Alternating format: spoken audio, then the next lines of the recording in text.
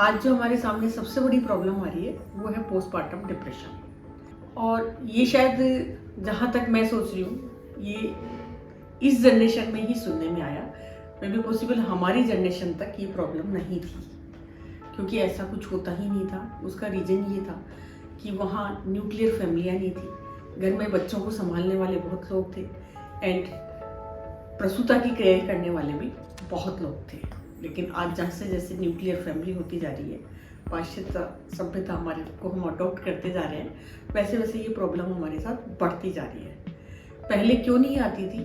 क्योंकि बच्चे को टोटल टाइम माँ को सिर्फ दूध पिलाने के लिए दिया जाता था। बाकी नानी दादी या घर में जो भी कोई बड़ा होता था वो बच्चे को खिलाता था और उसको आराम से रखता था। इस बीच माँ को पूरा आराम मिलता था।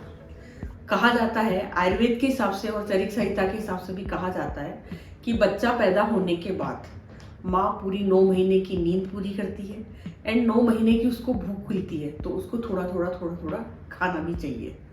पर आज जो भागदौड़ वाली जिंदगी है हमारे साथ, उसमें ये संभव नहीं है।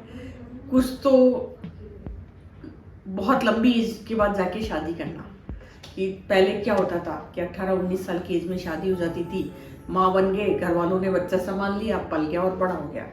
आज भागदौड़ वाली ज़िंदगी में बहुत सारे स्ट्रेस है मदर को। उसका बिजनेस है तो वो वर्किंग लेडी है, तो वैसे घर संभालने का सारा वो सब उसने अपने ऊपर ही लिया हुआ है, क्योंकि वो सिंगल लेडी है, काम करने वाली।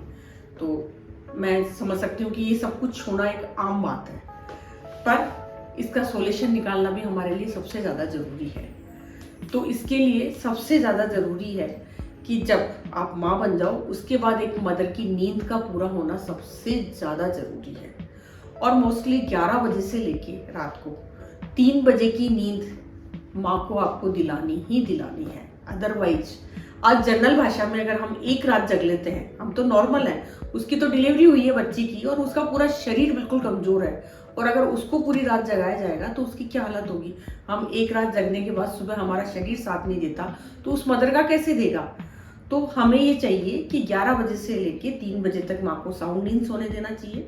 इसमें ये है कि अगर माँ को, हम ये चाहते हैं कि बच्चे को दूध माँ का ही पिलाना है, तो जो भी अटेंडेंट है, माँ है, दादी है, नानी है, फादर है, जो भी हैं, बच्चे के डैडी हैं, वो ब्रेस्ट पंप से मदर का दूध निकलवाएं एंड बच्चे को दूध पिलाएं, क्योंकि हम माँ का ही दूध पिला रहे हैं।